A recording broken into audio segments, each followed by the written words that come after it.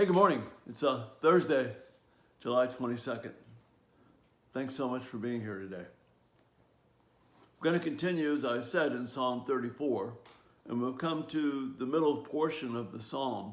Remember, this is about David when he escapes from the hand of Saul, which was not his fault, and then he runs straight into Gath and Achish, which was his own really kind of harebrained idea to go to Gath, and the Philistines are threatening to kill him, but by the way he acts, he's able to escape there.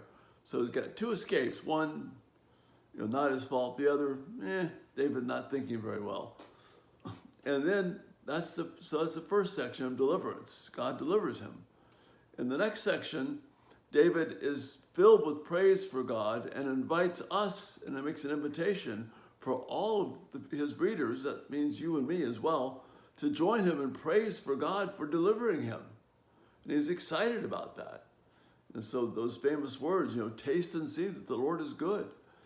He's thrilled with God's care for him. But then in the next section, verses 11 through 16, David begins to instruct. So we have the deliverance, we have the invitation to praise and honor God, and then he does what he's been called to do and what we ought to be doing, to encourage and instruct others in the beauty of God. So we're going to pick it up here. It says in verse 11, "Come, sons, listen to me. I will teach you the fear of Yahweh." Now, Yahweh, that may sound a little bit different for us because we're used to reading Lord. But the reason that many of, not just Davis, but many of the good translators in the Old Testament insist on using Yahweh here, because Yahweh is the covenant Lord. That's his covenant name. And the Old Testament and the New Testament are both about honoring God, the Lord of the covenant. So, and it was fresh in their minds when the children of Israel stood on Mount Ebal and Mount Gerizim, and they sang out the curses and the praises. It was in front of this covenant God. So Yahweh is a big deal from here. So he says, "I will teach you the fear of Yahweh." And then the next portion here is quoted pretty much in 1 Peter 3, 10 through 12, which you've been hearing, if you're coming to my church, Redeemer, you've been hearing Will Hunter preach on these things. If you haven't, go to our YouTube site and pick it up. They're just phenomenal. So, all right. So this section, the Holy Spirit decided to drop right into the New Testament. "Who is the man who delights in life, who loves many good days, who wants to see good?" Any takers on that? I think so. "Keep your tongue from evil and your lips from speaking deceit. Turn away from evil and do good, and seek peace and pursue it. The eyes of Yahweh are towards the righteous, and his ears towards their cry for help. The face of Yahweh is against evildoers, and he will cut off the memory of them from the earth." The encouragement that's here for us, if we want to delight God and seek him and enjoy the good days, which is the same promise that is made to our children in Ephesians chapter 6, verse 3. Pursue God. Keep your tongue from evil and your lips from speaking deceit. Well, what is a immediate illustration here of keeping your tongue from evil and deceit? Well, in David's case, like we talked about yesterday, it's, man, this is really bad. The world stinks. I've got a raw deal all the way around. Where's God? Why isn't he helping me? I just got out by the skin of my teeth.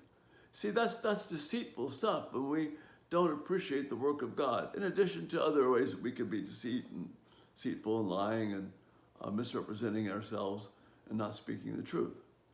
And then he says, turn away from evil, just like the Proverbs encourage us to. Turn away from evil. Seek peace and pursue it.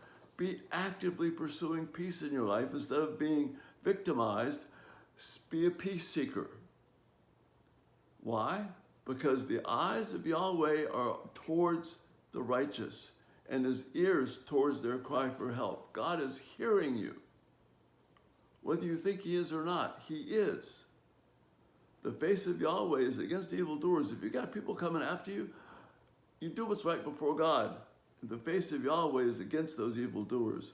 to cut their memory off from the earth. Dale Ralph Davis, whose translation I'm reading from here, in his commentary on Psalm 34 says this, and as if Peter is saying here, at least in part, and Psalm 34 is a clip that shows you what an attractive way of life it is to follow God. This is the way of righteousness. This is the way of righteousness is applicable to the New Testament Christians as to the Old Testament believers. This is this instruction for us, and it's for all of us, and it's a good thing. Delight in God. Delight in this life. Keep our tongues, our mouths away from evil and towards the praise of God. Because even though if it looks like everything is against us, the eyes of Yahweh are on us, no matter what our situation is, no matter how desperate it is. As David took his dire situation and turned it into praise, let's do that as well. And that's the thought for today. And we'll see you tonight. Have a great day. Bye-bye.